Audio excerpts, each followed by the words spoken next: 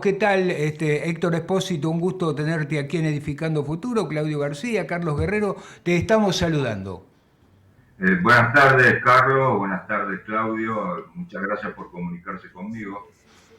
¿Qué tal, doctor? Le agradecemos el contacto. Bien, como te decíamos, Héctor, bueno, ¿qué ocurría, para no entrar directamente con el 25, qué ocurría este 20, 21, 22 de mayo de 1810, previo a, bueno, al día estelar, podemos llamarlo, como es el 25 de mayo de 1810?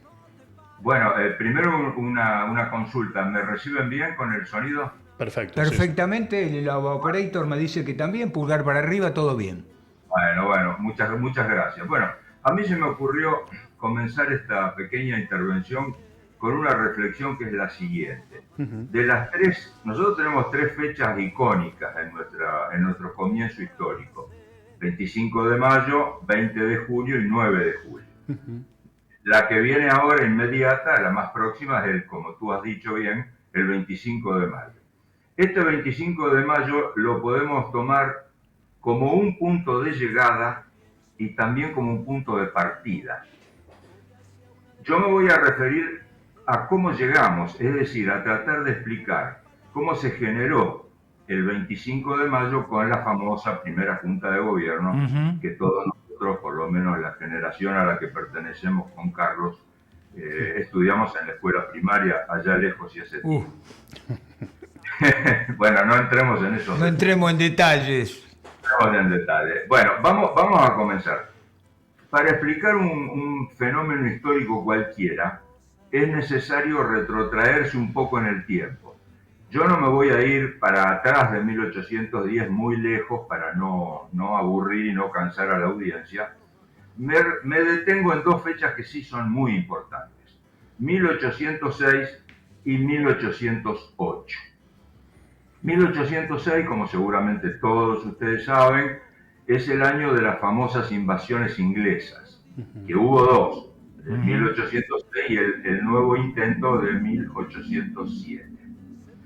Estas invasiones inglesas marcaron un antes y un después, porque Gran Bretaña y España estaban en guerra, dado que España era aliada de Francia, de la Francia del gran Napoleón Bonaparte, y por lo tanto intentaron conquistar lo que se llamaba el Virreinato del Río de la Plata. Sin embargo, como todos sabemos también, ambos intentos fracasaron porque un grupo de dirigentes con mucho apoyo popular, todos los habitantes de la ciudad, opusieron una resistencia que frustraron esa maniobra de conquista por parte de Gran Bretaña. Pero estas invasiones inglesas dejaron una huella que es muy importante que la tengamos en cuenta. Ujú. La primera es la verificación que la corona española no estaba en condiciones de defender sus posesiones de ultramar. El virreinato, y particularmente la ciudad de Buenos Aires, que era su capital, debió ser defendida por sus propios habitantes. Esto ya dejó un rastro muy importante en lo que va a venir hacia adelante. Ujú. Y la otra consecuencia que trajeron las invasiones inglesas fue que uno de sus más importantes dirigentes, como Santiago de Liniers, fue nombrado gobernador militar y más tarde virrey interino por el Cabildo. El Cabildo era una autoridad local que de ninguna manera tenía la competencia o las facultades para designar un virrey. Esto era competencia exclusiva de la corona. Es decir, que hay un intento primario, embrionario, digamos, de una autoridad propia. Sentado esto, me traslado imaginariamente a 1808. En 1808 ocurre una grave, muy grave crisis de la monarquía española. El rey Carlos IV le había cedido su corona a su hijo, su heredero, Fernando VII, pero en medio de una crisis familiar, una crisis interna.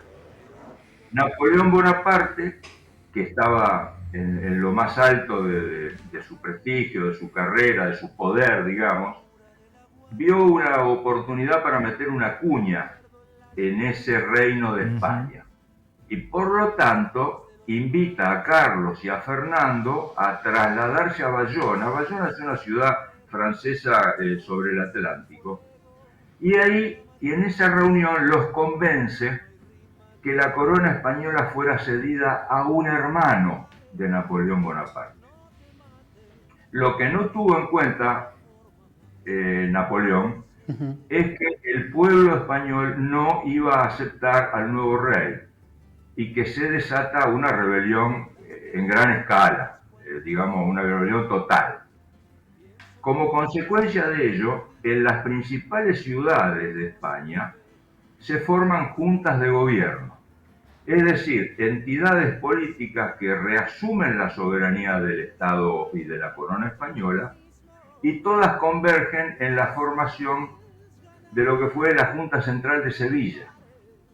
La Junta Central de Sevilla pasa a gobernar tanto en la península como en los territorios de ultramar en nombre de la corona española interinamente hasta que volviera el rey Fernando VII, que fuera liberado, cosa que va a ocurrir recién en 1814.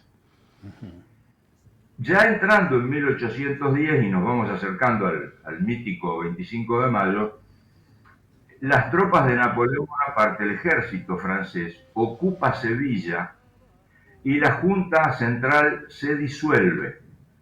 Tienen que huir de Sevilla y se radican en la isla de Cádiz, donde van a formar lo que se llamó el Consejo de Regencia.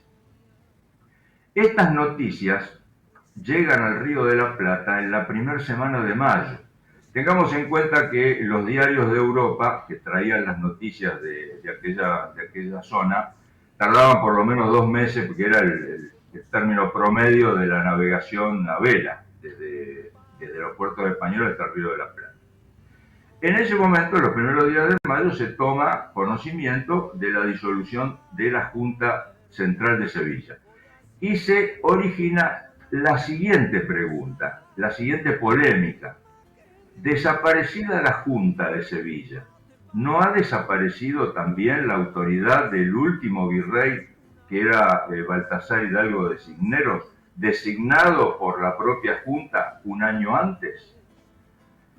El tema es dudoso si la desaparición de la Junta implicaba la caída de la autoridad del virrey, pero lo cierto es que muchísima gente lo entendió de esa manera y por lo tanto a Cisneros se le exigió la convocatoria a lo que se llamaba un cabildo abierto. El cabildo abierto consistía en la participación de los principales habitantes de la ciudad, de los vecinos. Una cosa eran habitantes, otra cosa eran vecinos. Cisneros intenta saber si tenía apoyo militar. El asunto fue que los principales jefes militares que habían surgido de la resistencia a los ingleses 1806-1807 le dicen que no le dan el apoyo que él necesitaba. Por lo tanto, se ve forzado a la convocatoria del Cabildo Abierto, que es el famoso Cabildo Abierto del 22 de mayo, que también forma parte de nuestros recuerdos de la escuela primaria. Ajá. Claro. ¿Qué se resuelve en ese Cabildo Abierto? Bueno, por mayoría se decide que la autoridad del virrey, ha cesado completamente y se hace necesaria la formación de una junta de gobierno a imagen y semejanza de lo que había ocurrido anteriormente en la propia España. De allí tenemos el surgimiento de la primera junta de gobierno entre el 24 y el 25 de mayo, y que a partir de ese momento, por lo menos para mi modesta interpretación, es el punto de partida de lo que más tarde se va a ir formando como esto que hoy tenemos, que se llama la República Argentina. No sé si de esta manera ustedes creen que he podido satisfacer su pregunta, su inquietud, y si quieren ampliar en algo, estoy a su disposición. No, doctor, yo en alguna oportunidad leí, y quizás en esto me va a ayudar mucho, que esta revolución nace con la conformación de la Junta del Alto Perú en 1809. No, la formación de la Junta de Gobierno, la primera Junta de Gobierno de 1810, se originó cuando se enteraron de la disolución de la Junta de Sevilla. Bien, No, no está vinculado a lo que pasó en otras latitudes. bien. Bien. Expósito, justamente, bueno, la frase que se viene manejando y repetimos, el pueblo quiere saber de qué se trata. ¿El pueblo sabía de esa foto que teníamos, esta imagen del 25 de mayo con la gente frente al cabildo, con los paraguas, French y Beruti repartiendo Las empanadas, las las escarapelas. escarapelas con la cara de Scaloni y de Messi, Claro. bien patriótico. ¿Eso existió realmente? ¿Quién eran French y Beruti? Fue un movimiento propiamente capitalino, a 50, 100 kilómetros de Buenos Aires. ¿Se sabía lo que estaba pasando? No teníamos la menor idea. Mirá, vamos a hacer una aclaración. La historia siempre no deja de ser un relato, es decir, algo construido. Y cuando interviene ya la intención de la construcción de una idea de nacionalidad, el relato un poco que se deforma, se Ujú. aparta de la objetividad. Todo eso que tú bien dices, el cabildo, el pueblo reunido exigiendo que se explicara qué estaba pasando, si llovía, si había paraguas, forma parte de una construcción, de un decorado, si se me permite la expresión. Pero en pocas palabras, si el 25 de mayo llovía o no llovía, no se sabe. Si la gente concurrió masivamente al cabildo, es posible que muchos hayan ido por curiosidad, porque sabían que se estaban cocinando cosas importantes en un cabildo abierto, pero si uno lo imagina como tú dices, 100 kilómetros, no, pero tampoco menos de 100 kilómetros. En las huertas de alrededor de Buenos Aires nadie tenía la menor idea de lo que Ujú. estaba pasando, porque no existían las comunicaciones, ni remotamente las comunicaciones que tenemos nosotros ahora. Fíjate que el 25 de mayo se estaba fundando nuestra querida ciudad de Victoria, que está aquí cerquita de Rosario. Ajá. Seguramente en ese lugar no tenían la menor idea de lo que estaba pasando en Buenos Aires. Ujú. Y tampoco fue un acto que convocara al resto de los cabildos. El Bien, resto de los cabildos de nuestro país, el de Santa Fe, el de Salta, Tucumán, Córdoba, se fueron enterando mucho después cuando las noticias llegaban a lomo de caballo, pues no claro. podía ser de otra manera. También hay en esas imágenes que estamos acostumbrados a ver en libros, Ujú. de cuando éramos niños, nos mostraban la participación de la mujer en política, porque bueno, esto no deja de ser un acto político. La mujer en ese entonces tenía la participación que se muestra ahí, por lo menos en imágenes, o que nosotros siempre tratamos de representar, como que una presencia activa, tratando de acompañar a esto que estaba trascendiendo acá en el país.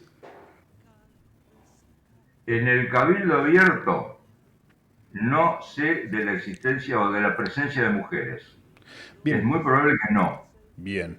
La Pero en la mujer en plaza, ese momento estaba en una posición muy, muy subordinada, no obstante que va a haber mujeres que han escrito páginas gloriosas ujú, en la etapa de la independencia, pero no tenían un lugar asignado o reconocido por los hombres. Y fíjense en ustedes que cuando se constituye la primera junta de gobierno no hay ujú, mujeres. El protagonismo de la mujer va a venir por otro lado, va a existir bien. y va a ser muy importante, Pero va a ser muy importante, ya se no a veía, nivel oficial. ya se veía la presencia de la mujer en la plaza, que era esta manifestación popular que Ujú. estaba ocurriendo en el lugar. Eso a mí me genera algún grado Ujú. de dudas o me despierta esa curiosidad de decir, che, ya en aquel entonces, la mujer, ¿qué rol tenía? ya estaba interesada en la fase política de la nación, o de esto que quería ser una nación.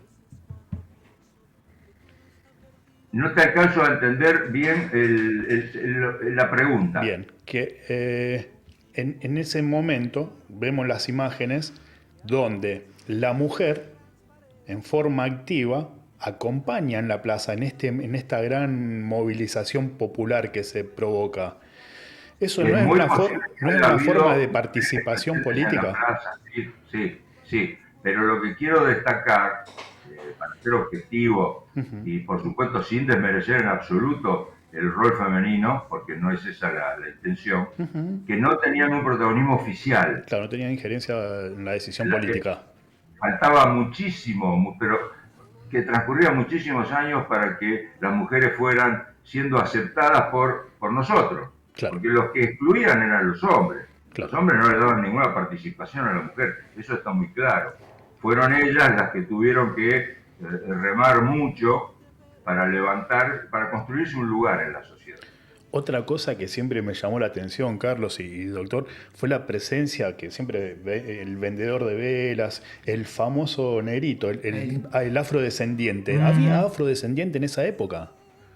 Sí, sí, sí, claro, porque había esclavos africanos, y había afrodescendientes, sí. La esclavitud fue un fenómeno, la esclavitud moderna, porque está la antigua que es otra cosa. La esclavitud moderna, siglo XVI a siglo XIX, un poquito más también, Claro. en algunos lugares un poco más, ya estaba presente. Y aquí, en el virreinato, hubo esclavos negros africanos, no en el volumen, en la cantidad que habrá en Estados Unidos, en lo que ya era Estados Unidos, en la producción algodonera, o en el trabajo de la caña de azúcar o del café en Brasil. No va a haber un mercado tan grande, pero sí hubo esclavos en nuestra zona, en el virreinato, y hubo descendientes. Y en cuanto a los oficios, el vendedor de velas, el que vendía huevos, el que vendía todo tipo de artículos, eran los personajes reales de la economía de ese momento. Claro. No nos olvidemos que estábamos en un régimen muy de estamentos. Bien. Y con la autoridad real que concedía beneficios y privilegios.